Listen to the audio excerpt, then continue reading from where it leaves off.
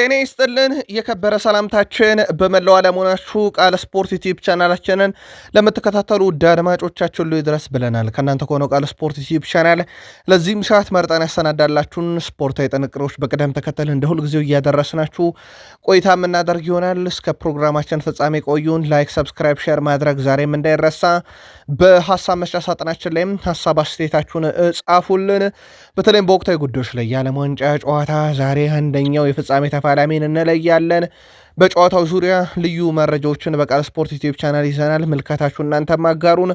በአውሮፓ ሀያላን ክለቦች የዝውውር መስኮት በርካቶች እናነሳለን። ተወዳጁ የእንግሊዝ ፕሪሚየር ሊግ ላይ ቢግ ሲክስ የተባሉ ስድስቱንም ክለቦች ማንቸስተር ሲቲ፣ ቼልሲ፣ ሊቨርፑል፣ አርሰናል እና ማንቸስተር ዩናይትድንም የተመለከተ ልዩ ጥንቅር በዝውውር መስኮቱ የመረጃ ሰዓት በስፋት እናነሳለን። እንደ ሁልጊዜው ላይክ እያረጋችሁን አብራችሁን ቆዩን።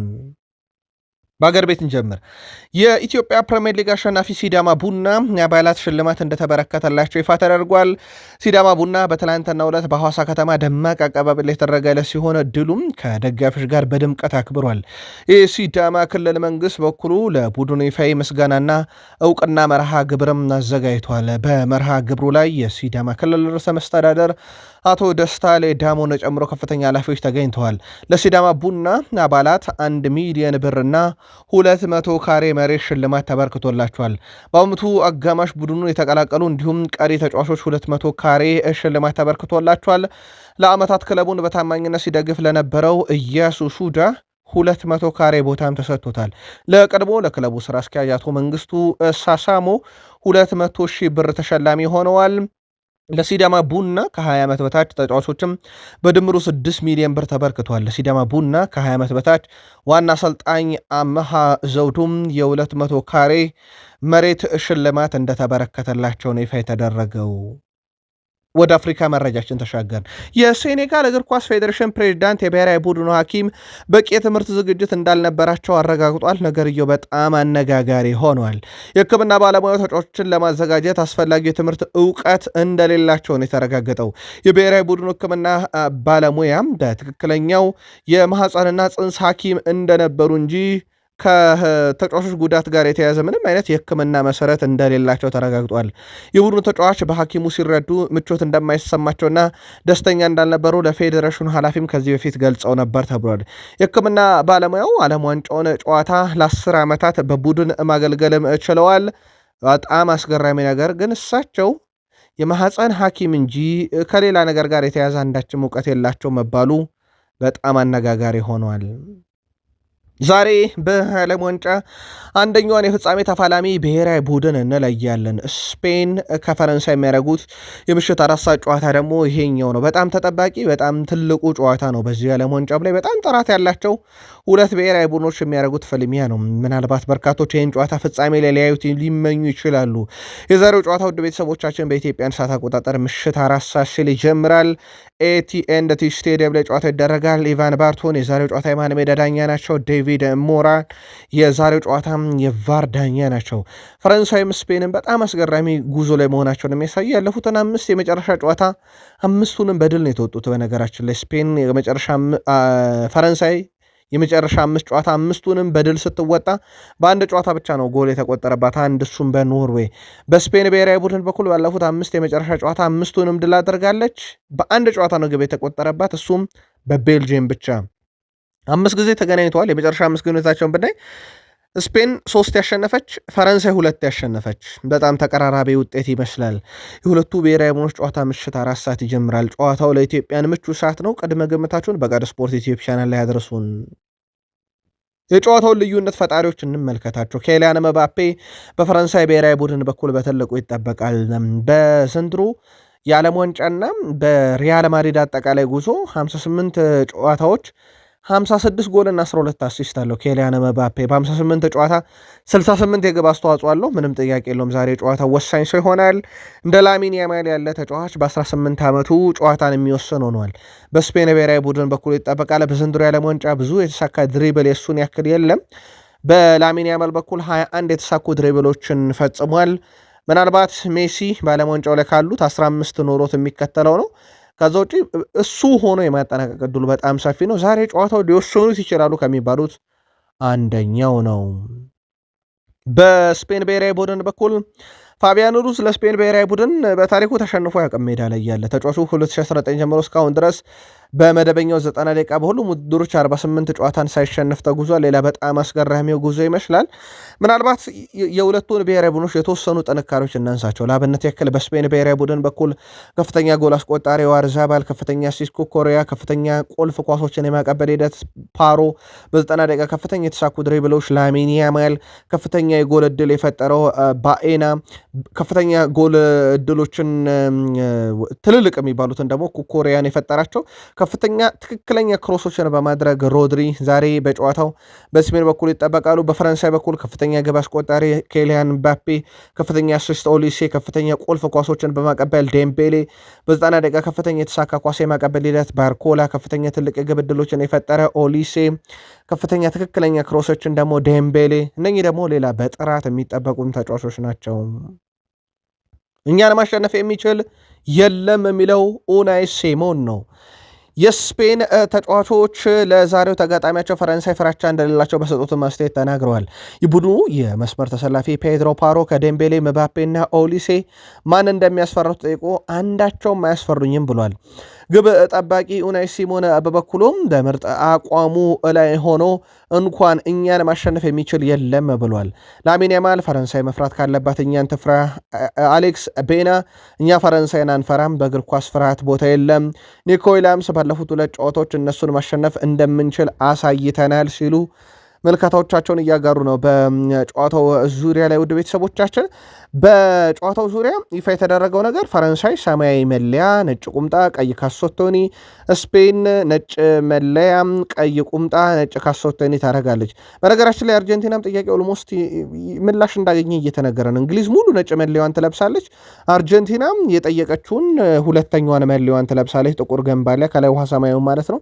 ጥቁር ገንባሊያና ጥቁር ካሶቶኒ አድርገው ወደ ሜዳ ይገባሉ ተብሎ ይጠበቃል። በዓለም ዋንጫ ላይ በሚጠበቁት ሁኔታ እንግዲህ ጨዋታዎቹም ግማሽ ፍጻሜ ላይ ደርሰዋል።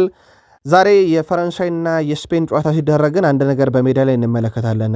በዛሬ የፈረንሳይና የስፔን የዓለም ዋንጫ ጨዋታ ላይ የህሊና ጸሎት ይደረጋል። ከጨዋታው በፊት በኒስ ጥቃት የሞቱ ሰዎችን እንደሚታሰቡ የፈረንሳይ ፕሬዚዳንት ማኑኤል ማክሮን ተናግረዋል።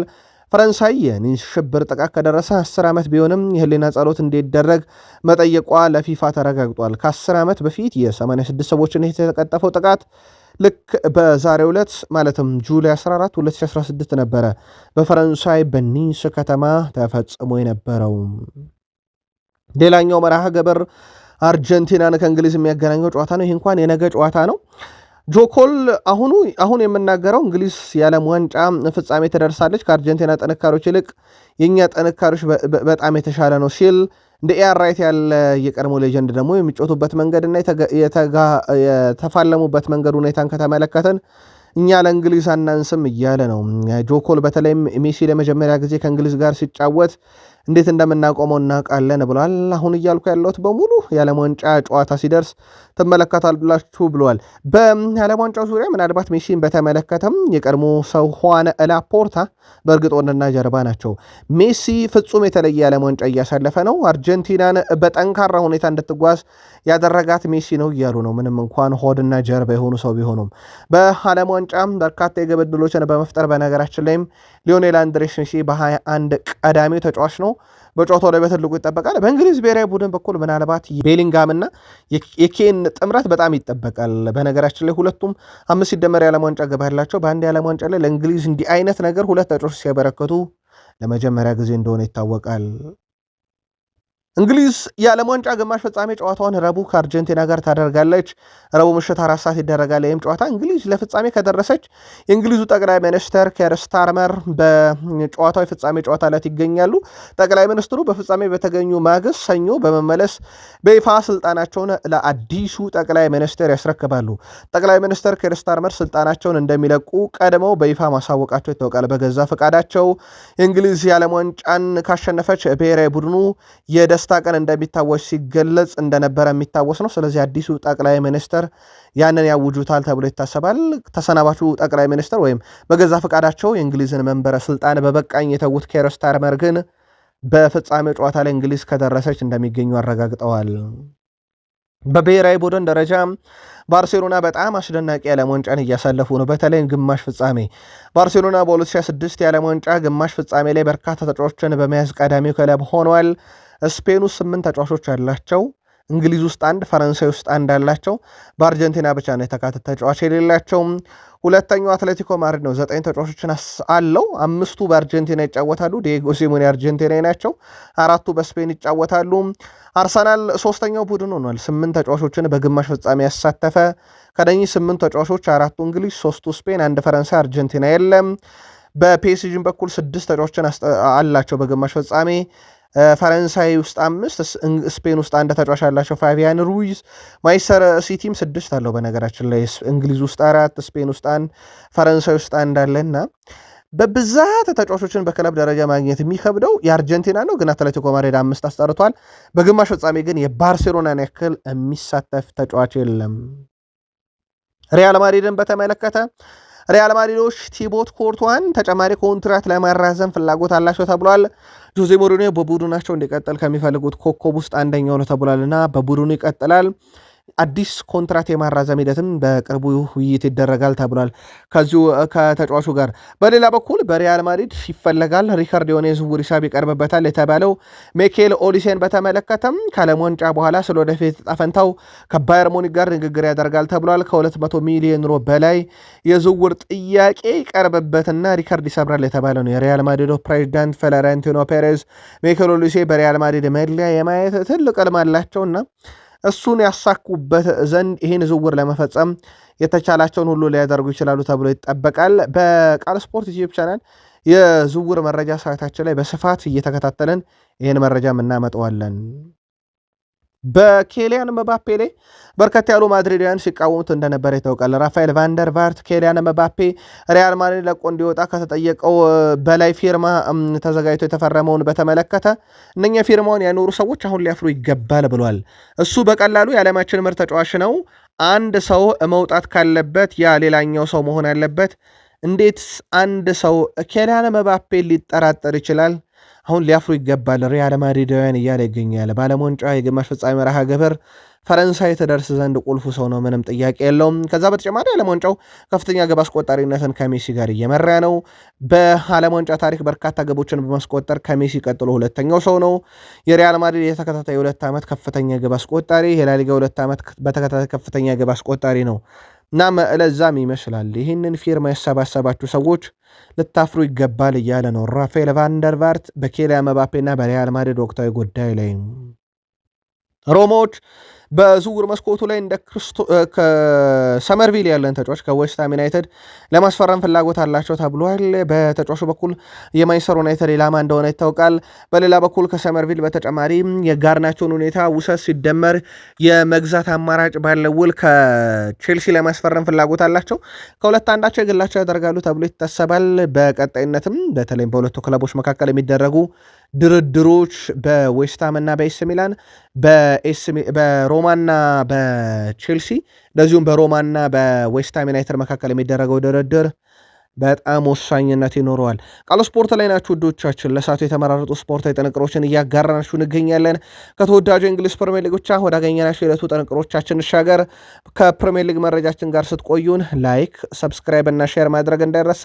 በሀሳብ መስጫ ሳጥናችን ላይም ሀሳብ አስተያየታችሁን እንደ ሁልጊዜው አጋሩን። ላይክ ካረጋችሁን ግን ለእኛ በብዙ ይጠቅመናል። ወደ ፕሪሚየር ሊግ መረጃችን ተሻገርን። አስቶን ቪላ በዝውውር መስኮቱ ላይ በንቃት እየተሳተፈ ነው። የግራ ተመላላሽ ተጫዋች ይፈልጋል። ኤስ ሚላኑን ስቶፔኒያን ለማምጣት ፍላጎት አላቸው። ሉካስ ዲኜ ወደ ፓሪሰን ጀርሜን እንደሚያመራ ይታወቃል። የመጀመሪያ ውይይቶች ተደርገዋል በአስቶን ቪላ እና በተጫዋቹ በኩል ዝውውሩን ለመፈጸም በጣም ጥሩ ደረጃ ላይ ይገኛል። እስካሁን ይፋዊ ጥያቄ አላቀረበም። ዳንበር በነገራችን ላይ ሌላኛው በአስቶን ቪላ ዝርዝር ውስጥ ያለ ነው። ከዚህ ጋር በተያያዘ በሌሎች ክለቦች የሚፈለገው ኢዜሬ ኮንሳን በተመለከተም እሱን ከመሸጥ ማቆየት ይልቁንስ በሱ ደረጃ ያለ ተጫዋችን ማምጣት የኡናይ ኤምሬው ቡድን አስቶን ቪላ ቅድሚያ ይሰጣል። የኡናይ ኤምሬው ቡድን ቀጣይ የአውሮፓ ሻምፒዮንስ ሊግ ተሳትፎ እንዳለበት ይታወቃል። ከዛ በተጨማሪ አስቶን ቪላዎች እንደ ሉካስ ቤርጌቬል ያለን ተጫዋች በቀጣይነት ለማንቸስተር ዩናይትድ አሳልፈው በሰጡት ዩሪ ቴሌማንስ ምትክ ወደ ቡድኑ ማምጣት ይፈልጋሉ። ቶትናም የአማካይ ስፍራውን ተጫዋች ሊለቀው ክፍት ነው እየተባለ ነው። ክሪስታል ፓላስ አዳሙ ዋርተን ክለቡን የሚለቅ ከሆነ ይሄ ተጫዋች የቡድኑ አካል እንዲሆን ይፈለጋል። ኡነ ኤምሬ ግን ዋነኛ እቅዳቸው ነው ተብሏል። የቶትናም ሆትስፐርሱ ተመላላሽ ጄደን ስፒንስ በዴቪድ ሞይስ ቡድን ተፈልጓል። የቀኝ ተመላላሹን ለማጠናከር ጄደን ስፒንስ ማለት በዓለም ዋንጫ የእንግሊዝና የጋና የምድብ ጨዋታ ላይ ከሁሉም እንግሊዛውያን ለይቶ ቶማስ ፓርቴን አልጨበጥም ያለ ሰው ነው። በነገራችን ላይ በጣም አነጋጋሪ ነበረም። ከዚህ ጋር በተያያዘ ውድ ቤተሰቦቻችን በእንግሊዝ የዓለም ዋንጫ ጉዞ ከተጠናቀቀ በኋላ ዝውውሩን ለመፈጸም ኤቨርተኖች እንቅስቃሴ ያደርጋሉ ተብሎ ይጠበቃል። ከዚህ ጋር በተያያዘ በስፐርስ በኩል እንግዲህ ተጫዋቹን ለመሸጥ ለጊዜው ምንም አይነት ሂሳብ አልቆረጡም፣ ግን በኤቨርተን በኩል እስከ 40 ሚሊዮን ፓውንድ ዝውውሩን ለመፈጸም ፍላጎት አላቸው ተብሏል። መረጃው ፉትቦል ኢንሳይደር ነው፣ ግን ከዓለም ዋንጫ በኋላ ነው ሊፈጸም የሚችለው። የማንቸስተር ሲቲው አማካኝ ሮድሪ በዚህ ዓለም ዋንጫ ላይ ፍጹም የተለየ ጊዜን እያሳለፈ ይገኛል። የሲቲው ኮከብ ሀገሩ ግማሽ ፍጻሜ ስትደርስ የጀርባ አጥንት ነበር ማለት ይቻላል። በነገራችን ላይ በአማካኝ ስፍራ ላይ እየተጫወተ በ2026 አንድም ተጫዋች የሮድሪን ያክል ኳስ በትክክል ለቡድን አጋሮቹ ያቀበለ የለም። በተጫዋቹ በኩል ከእንዲህ አይነት ጥንካሬ ጋር ወደ ሲቲ ሲመለስ የአንድ ዓመት ኮንትራት ይዞ ነው የሚመለሰው። ማንቸስተር ሲቲዎች አሁን በተጫዋቹ ጉዳይ ላይ ያላቸው አቋም ግልጽ ነው። ኮንትራቱን ማራዘም ነው ጥያቄ ያቀርበውለታል። በቀጣይነት ሮድሪ ይህን ኮንትራት ይፈርማል አይፈርም የሚለው ይጠበቃል። ይህን መረጃ እስካጠናቀርንበት ሰዓት ድረስ ግን ተጫዋቹ ምንም አይነት የኮንትራት ሂደትን ከሲቲ ጋር ድርድር እያደረገበት አይደለም። በሪያል ማድሪድ በኩል ተጫዋቹን በዚህ ክረምት እንደማያስፈርሙት 100% የተረጋገጠ ቢሆንም 2027 ላይ ኮንትራቱ ሲጠናቀቅ ግን በነፃ ሪያል ማድሪድን መቀላቀል ይፈልጋል። በተለይ ዘ ስፔሻል ዋን ጆዜ ሞሪኖ ከሚወዱት ፍልስፍና አንዱ ይሄ የአጭር ጊዜ ቡድንን ማዘጋጀት ነው እና ለዛ ደግሞ ልምድ ያለውን ተጫዋች ይፈልጋሉ። ቤርናንዶ ሲልቫ ከሲቲ በነፃ ሲለቅ ወስደውታል። የሮድሪ ዕጣ ፈንታ እንደዛ የመሆን እድሉ አሉ። ሲቲ ግን እስከ መጨረሻው ሁኔታዎችን ይሞክራሉ። ምናልባት ካልሆነ ግን መሸጥ ሌላኛው የማንቸስተር ሲቲ ብቸኛው የዚህ ክረምት አማራጭም ነው። ቼልሲ የግራ ተመላላሽ እስካሁን እንዳላስፈረመ ይታወቃል። ማርኮ ኮሪያን ለሪያል ማድሪድ አሳልፈው ከሰጠ በኋላ ምናልባት እዛው የሚገኘውን አልቫሮ ካሬርስን ወደ ቡድኑ የማምጣት ፍላጎት እንደነበራቸው ይታወቃል። አዲሱ አሰልጣኝ ዣቪ አሎንሶ በርካታ አማራጮችን ሲያዩ አንደኛው ካዩት ሰው የሪያል ማድሪዱን አልቫሮ ካሬርስን ነበር። አሎንሶ በጣም ይፈልገዋል። ነገር ግን አሁን ባለ ሂደት ጆዜ ሞሪኖ የማርኮ ኮሪያ ሁለተኛ ሰው ማድረግ የሚፈልጉት እሱ ነው። ጄረል ሃቷ ቦታው ላይ መጫወት ይፈልጋል። ነገር ግን አሎንሶ በዛ ቦታ ላይ በጣም ጥራት ያለውና የተረጋገጠ ተጫዋች እንደሚፈልጉ ይታወቃል። በሌላ በኩል በቼልሲም በዛው የሜዳ ክፍል ላይ መጫወት የሚችለው የሪዮ ቫይካኖ የግራ ተመላላሽ ፔፕ ቻቫሪን በተመለከተ አሁን በዝርዝር ውስጥ አሉ። ከተጫዋቹ ጋር በግል ጉዳይ ከስምነት ቢደርሱም ከሪዮ ቫይካኖ ጋር ከስምነት አለመድረሳቸውን ተከትሎ ድርድሩ አሁንም እንደቀጠለ ነው። ቼልሲ የመከላከል ስፍራውን ለማጠናከር በርካታ አማራጮችን እንዳየ ይታወቃል። በተለይም በክሪስታል ፓላሱ የመሃል ተከላካይ በተለይም ፈረንሳዊ ማክሲንስ ላክሮክስ ላይ ፍላጎት እንዳላቸው ይታወቃል። ቼልሲዎች የፓላስን ጥያቄ በገንዘብ መሸፈን አልፈለጉም ተብሏል። በቀጥታ በተጫዋች ቅያሬም እንዲካተትላቸው ፍላጎት አላቸው። ትሮቫቻሎቫ ደግሞ በቀጣይ ክረምት ላይ ክለቡን ይለቃል ተብሎ ይጠበቃል። ቼልሲን ከዚህ ጋር በተያያዘም በቀጣይነት ገንዘብ ሲደመር ትሮቫቻሎቫን በመለወጥ ወይም ገንዘብ ሲደመር ተጫዋች በመጨመር በቼልሲ በኩል ዝውውሩን የመጨረስ ፍላጎት አላቸው። ተጫዋቹ ቼልሲን ለመቀላቀል ፍላጎት አለው ላክሮክስ። ከዛ በተጨማሪ በተከላካዩ በኩል ከ47 ሚሊዮን ፓውንድ በላይ ፓላሶች ይፈልጋሉ የሚል መረጃን ስካይ ስፖርት ይዞቷል። በቀጣይነት የፈረንሳይ ጉዞ እንግዲህ ሲጠናቀቅ ያው ባለም ዋንጫ ዝውውሩ ላይ አንዳች ነገር ልንሰማበት እንችላለን።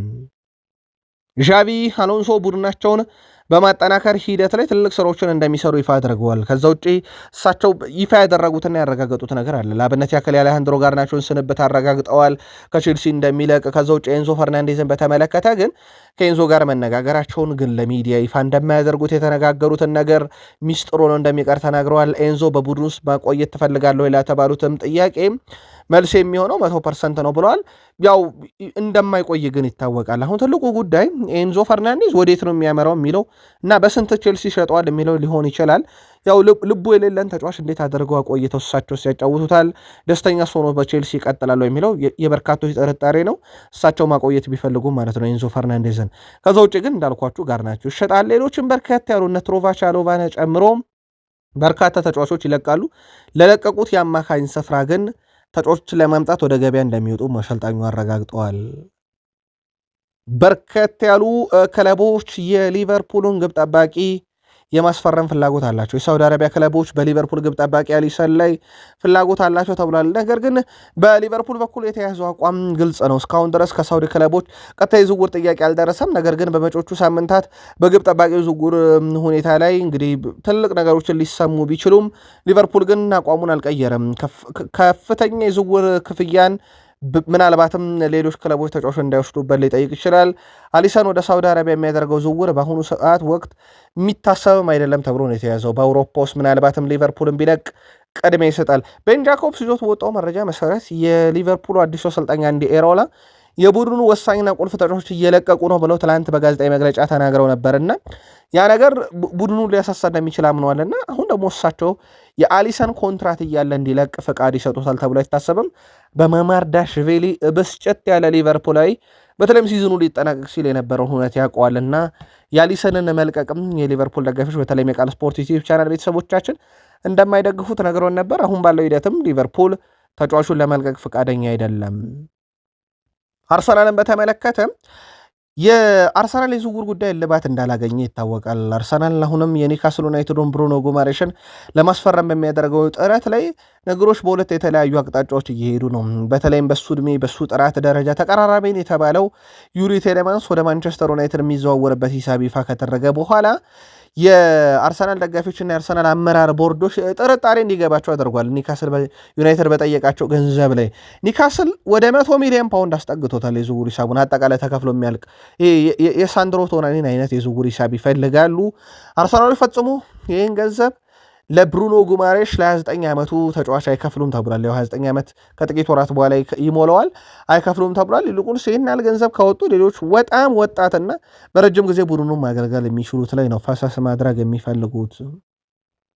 ቤልጂየማዊ የመስመር አጥቂ ትሮሳርድ የአርሰናል እህል ውሃ ኦልሞስት አብቅቷል። የሕክምና ምርመራውን ዛሬ አሊያም ነገ ያደርጋል በኢስታንቡል። አርሰናል ከዝውውሩ 18 ሚሊዮን ዩሮ ቀጥታ 2 ሚሊዮን ዩሮ ተጨማሪ ክፍያን ያገኛል።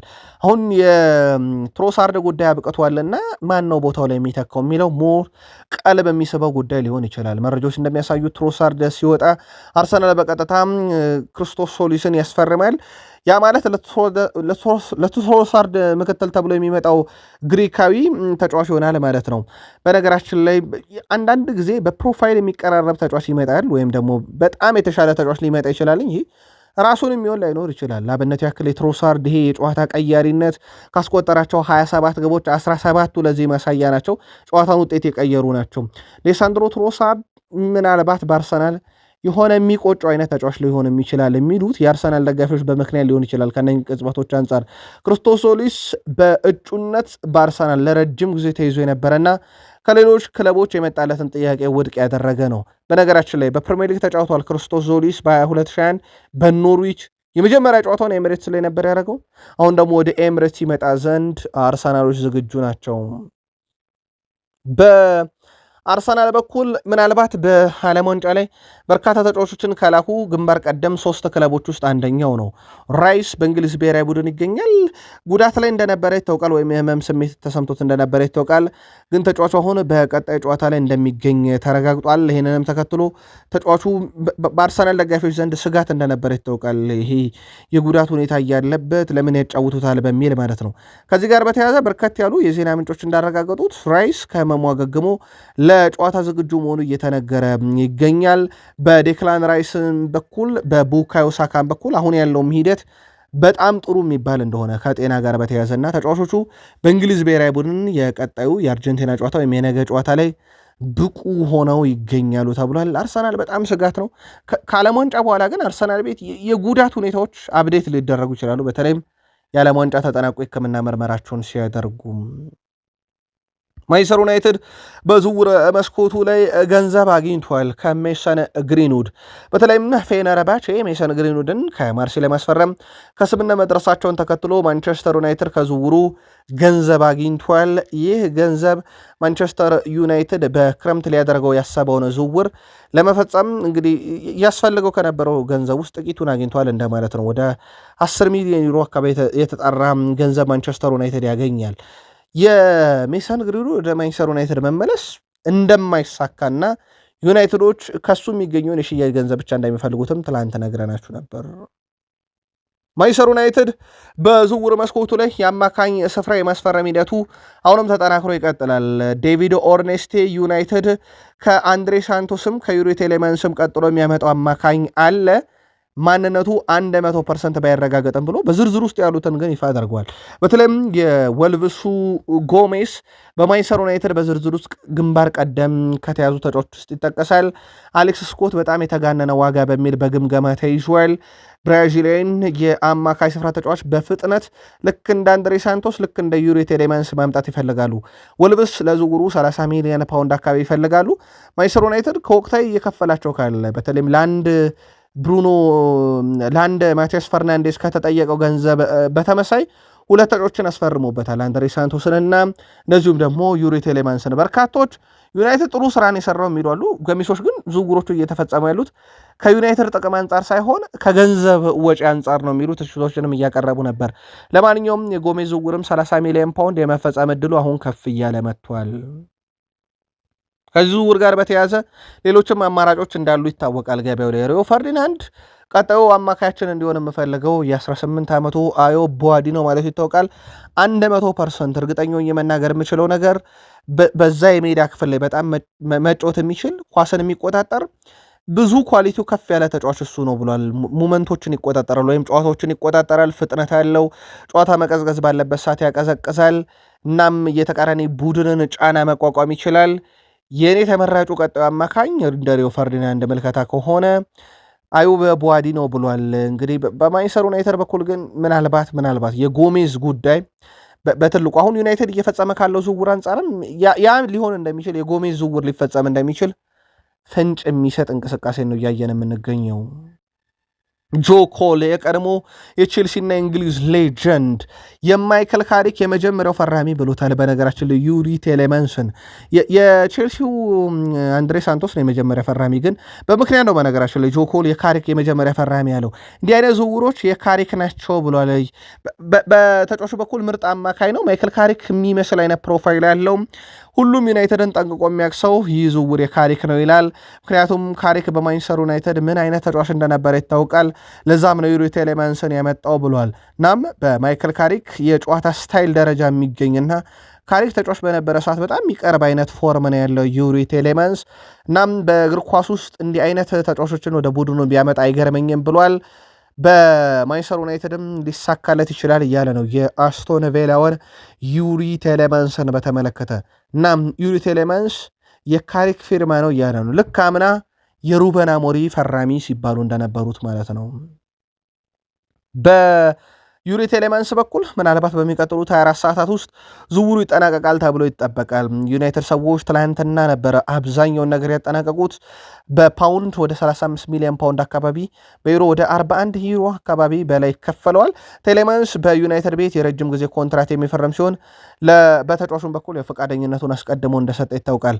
አሁን ትልቁ ጥያቄ ማንቸስተር ዩናይትድ እያስፈረመ ያላቸውን ተጫዋቾች ካየን ምናልባት አንድሬ ሳንቶስ የፕሪሚየር ሊግ ልምድ አለው ተብሎ የሚገለጽ አይደለም፣ ግን ልምድ ያላቸውን እያሰባሰበ ነው። በፕሪሚየር ሊጉ አምና ፈራሚዎቹ የዚህ ማሳያ ናቸው። የዘንድሮም ፈራሚዎቹ ለዚህ በጣም ማሳያ ናቸው። እንዳልኳችሁ አንድሬ ሳንቶስ የፕሪሚየር ሊግ ልምድ ተብሎ ባይገለጽም ከፕሪሚየር ሊግ ክለብ ቼልሲ የመጣ ነው። ዩሪ ቴሌማንስ ከፕሪሚየር ሊግ ክለብ አስቶን ቪላ ነው የሚመጣው። ቀጣዩ ጎሜዝም ከወልቭስ ከሆነ ምንም ጥያቄ የለውም የፕሪሚየር ሊግ ተጫዋች እንደነበረ።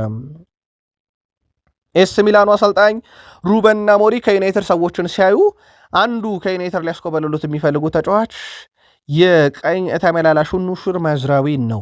እስከ 28 ድረስ ኮንትራት አለው። ምንም አይነት ድርድር ውይይት አልተደረገም፣ ግን በፍላጎት ደረጃ የእሱ አድናቂ ናቸው ተብሏል። ተጫዋቹ ግን በዩናይትድ ይቀጥላል ተብሎ ነው የሚጠበቀው።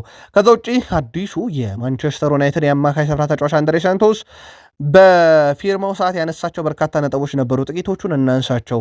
ብራዚላዊ አማካይ አንድሬ ሳንቶስ ማንቸስተር ዩናይትድ የዓለም ምርጡ ክለብ ነው ሲል ተደምጧል። የዓለም ትልቁን ክለብ በመቀላቀሌም በጣም ደስተኛ ነኝ ሲል አንድሬ ሳንቶስ ከፊርማው በኋላ ተናግሯል። ማንቸስተር ዩናይትድ እንደጠየቀኝ ለባለቤቴ ስነግራት ጥያቄውን ተቀበል ነው ያለች ብሏል። በኦልትራፎርድ ስቴዲየም ለመጫወት ጓጉቻለሁ። እዚህ ተጋጣሚ ሆኜ መጥቼ ያውቃለሁ። ከባድ ስቴዲየም ነው። አሁን በተቃራኒው ደግሞ እንግዲህ የዚህ ስቴዲየም አካል ሆኜ መጥቻለሁ። በዚህ ስቴዲየም እስክጫወት ድረስ በጣም ጓጉቻለሁ ሲል ተደምጧል። በርካታ በጋዜጣዊ መግለጫም ላይ ያነሳቸው ነጥቦች ነበሩ። ለአብነት ያክል በልጅነቴ ጀምሮ ዋይኔ ማርክ ሩኒን አውቀው ነበር ብሏል። በልጅነቴ ዋይኔ ሩኒን፣ ክርስቲያኖ ሮናልዶን የመሳሰሉ ታላላቅ ክለቦች ተጫዋቾችን በዚህ ክለብ ሲጫወቱ አይቻለሁ። አሁን ደግሞ እነሱ የለበሱትን መለያ ለብሳለሁ ብሏል። ይህ ለእኔ እንዲሁም ለቤተሰቤ ትልቅ የተለየ አጋጣሚ ብሎታል ማቲያስ ኩኛ። በብሔራዊ ቡድን በደንብ አውቀዋለሁ። በተጨማሪም ከሜሰን ማውንት ጋር የቀረበ ትውውቅ አለን። ብሩኖ ፈርናንዴስ ጋር በተመሳይ ከሱ ጋር እንግዲህ መለያ ተለዋውጬም ጭምር አውቃለሁ እና ለዚህ ክለብ በተወሰነ መንገድ ቅርብ ነበርኩኝ ብሏል። ለቀድሞ ክለቤ ስትራስቡርግም ትልቅ ፍቅር አለኝ የሚለው አንድሬ ሳንቶስ በኖቲንግሃም ፎረስትም በነበርኩ ጊዜ በዛ ይበልጥ ደስተኛና በራስ መተማመን ያለኝ ተጫዋች ነበርኩ ብሏል። ስትራስቡርግ ሕይወቴን ቀይሮታል የሚለው አዲሱ የዩናይትድ አማካይ ስፍራ ተጫዋች ብሩኖን ጨምሮ ከሌሎች ተጫዋቾች ብዙ ነገሮችንም ለመማር ዝግጁ ነኝ ብሏል። ብሩኖ፣ ኩኛ፣ ማይኖ፣ አማድ ዳሎት፣ ማጉዌር እነኚህን ከመሳሰሉ ተጫዋቾችም ጋር ለመጫወት መጠበቅ ላይ ይገኛለው። በዩናይትድ ትልቅ ነገር ጠብቁ ብሏል። አዲሱ የማንቸስተር ዩናይትድ አማካኝ የዩናይትድ እስካሁን ያለው ዝውውር